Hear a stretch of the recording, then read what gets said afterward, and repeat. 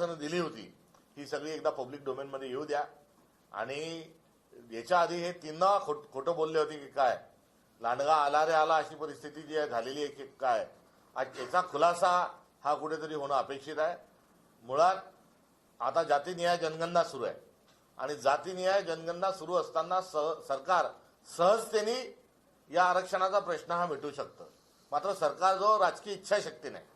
किंबहुना काँग्रेस पक्षांनी मराठा समाजाला दिलेलं जे आरक्षण होतं, जे कोर्टामध्ये ज्याच्यामध्ये एक वाद उपस्थित झाला होता, इम्पिरियल डाटा वगैरे वगैरे ज्या काही बऱ्याचशा अडचणी त्याच्यामध्ये समोर आल्या होत्या, या सरकारने त्याच आरक्षणाचा जर पाठपुरावा केला असता तर केव्हाच हे आरक्षण हे मिळून गेले असते.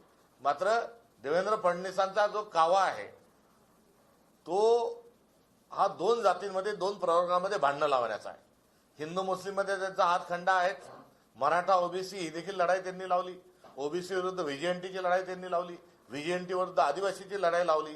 आणि सर्व जे प्रश्न आहेत हे रेंगाळत ठेवणे आणि एकमेकांच्या जातीविरुद्ध धर्माविरुद्ध लढाई करणे ही त्यांची मोठं ऑपरेंडी आहे. मंत्रिमंडळ आल्या भाजपच्या पहिल्या मंत्रिमंडळात पहिल्या कॅबिनेटमध्ये पहिली सही ही धनगर आरक्षणावर होणार होती. आतापर्यंत शेकडो 100पेक्षा अधिक झाल्या. मात्र तो जसा प्रश्न प्रलंबित ठेवला आहे तसाच हा देखील ठेवलेला आहे. मात्र या निमित्तानं, कारण हा एक फार मोठा महाराष्ट्रातला प्रश्न आहे, या निमित्तानं या सरकारला आमची जी वारंवार जी विनंती होती, मागणी होती ती पूर्ण करावी. ती म्हणजे जनगणना सुरू आहे, यामध्ये जातीचा कॉलम ताबडतोब टाका, जातनिहाय जनगणना करा. आणि एकदा जातनिहाय जनगणना झाली की सर्व जातींचे आरक्षणाचे जे प्रश्न आहेत ते आपसूक सुटल्याशिवाय राहणार नाही. हा राहुल गांधींचा जो पॅटर्न आहे, हा जो तेलंगणाचा जो पॅटर्न आम्ही त्या ठिकाणी सिद्ध केला, हा त्यांनी आता तरी ऐकावा. मात्र जातनिहाय जनगणना न करणे याचाच अर्थ आरक्षणाच्या मागणीला कुठेतरी बाजूला सारणे ही एकंदरीत भारतीय जनता पक्षाची असणारी रणनीती ही आपल्या समोर येते. त्यामुळे दोन जातींना, दोन धर्मांना, दोन व्यक्तींना भांडणं लावायचं आणि टाळूवरचं लोणी खायचं, हा देवेंद्र फडणवीसांचा जो कावा आहे या सर्व गोष्टींकरता कारणीभूत आहे. आता तरी त्यांनी ताबडतोबीनं जातनिहाय जनगणनेमध्ये जात टाकावी आणि जातीनिहाय जनगणनेच्या संपूर्ण अहवालानंतर सर्व समाजाची आणि अर्थात मराठा समाजाचाही आरक्षणाचा प्रश्न मोकळा करावा. आज हायकोर्टाने खरतर मंत्रालयाच्या कॅन्टीनच्या अस्वच्छतेच्या संदर्भात टीका टिप्पणी केलेली आहे. स्वतः कोर्टाने खरतर एक वकिलांची टीम जी आहे ती अस्वच्छता इन्स्पेक्शन पाहणी करण्याकरता पाठवलेली. त्यावेळेस मात्र मंत्रालयाच्या कॅन्टीनमध्ये तारांबळ कर्मचाऱ्यांची उडालेली पाहायला मिळत होती. अनेक ठिकाणी अस्वच्छता त्या ठिकाणी आढळून आलेली आहे. आणि या सगळ्या संदर्भात आता थोड्याच वेळात कोर्ट सुद्धा या सगळ्या त्यांचा परवाना जो निलंबित केला मंत्रालयाच्या कॅन्टीनचा त्या संदर्भात निकाल येतात. जिथे अन्न शिस्त, जिथे स्वच्छता असली पाहिजे आणि ती नसेल तर परवाना रद्द करण्याचा जो मुद्दा आहे तो अत्यंत रास्त आहे. मात्र सरकारच्या अनुषंगानं हा जर आता मंत्रालयातल्या कॅन्टीनची प्रश्न येत असेल तर मला अधिक पुढे घेऊन जायचं आहे. एकंदरीत हे सरकार निर्माण होतानाच तिथे स्वच्छता पाळल्या गेलेली नाही. जेवढी घाण झालेली आहे सरकार स्थापन होत असताना, इतकी घाण केलेली आहे की त्या घाणीतून हे सरकार आलेलं आहे. त्यामुळे या सरकारचाच परवाना जो आहे हा कुठेतरी रद्द करून टाकला पाहिजे असं म्हटल्यास चुकीचं ठरणार नाही. नमो महासन्मान योजना आहे महाराष्ट्र राज्यामध्ये, त्यामध्ये आर्थिक वर्ष 26-27 मधील या योजनेच्या अंतर्गत डिसेंबर ते मार्च आणि एप्रिल ते जुलै या काळातील 2 हप्त्यांचं वितरण प्रकरण आहे.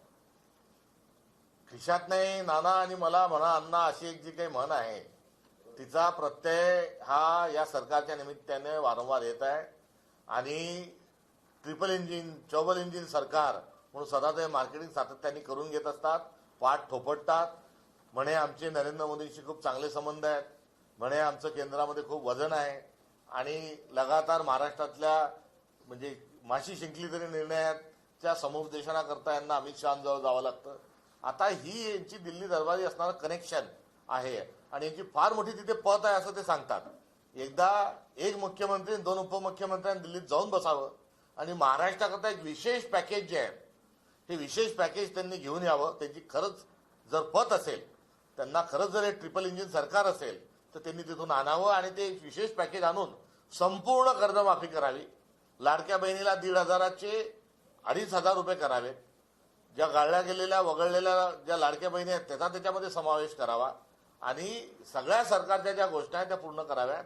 आणि यांच्याजवळ जर दिवाळखोरीकडे हे जर निघालेले आहेत तर तातडीने यांनी केंद्र सरकारकडून विशेष पॅकेज महाराष्ट्राकरता घेऊन यावं.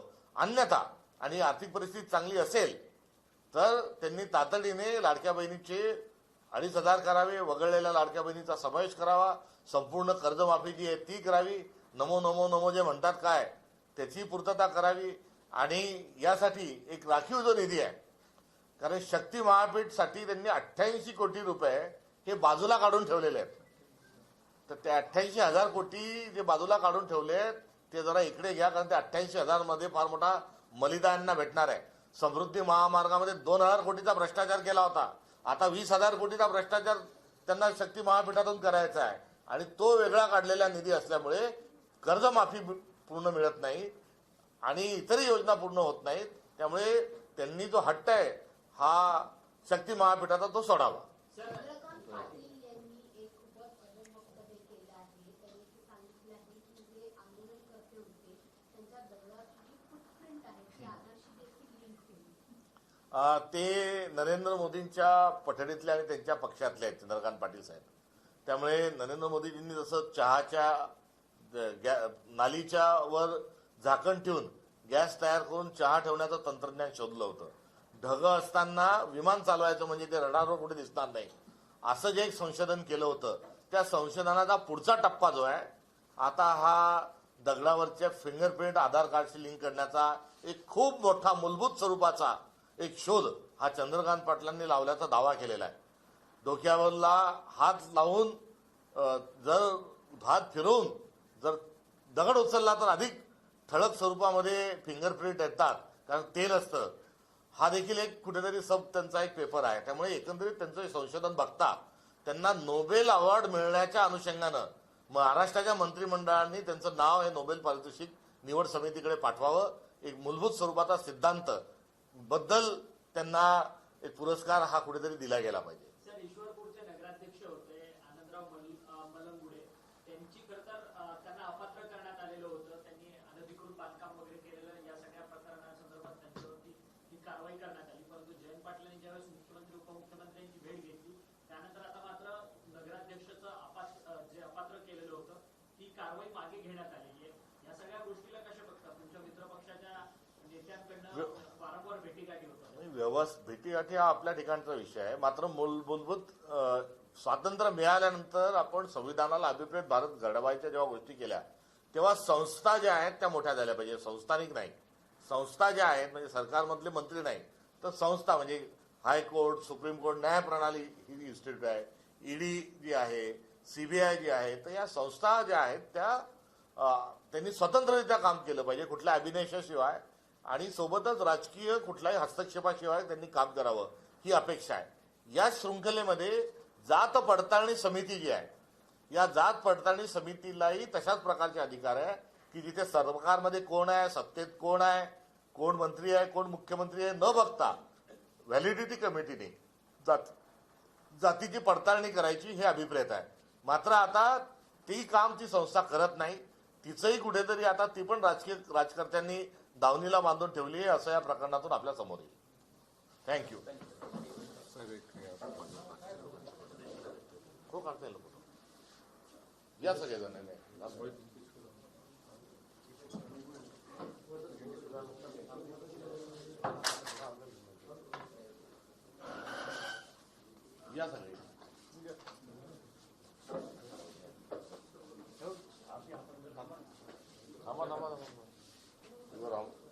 तुम्ही तिरुपतीला जाऊन आले असेल तिवर आवाज स्पेस 2 जण ऐकून द्या ना.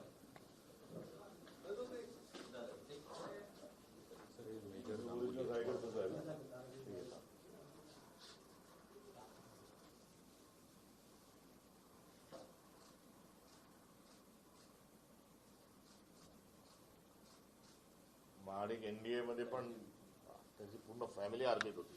हे मेजर गांगुली आहे, त्या व्यावसायिक आहे. गांगुली असून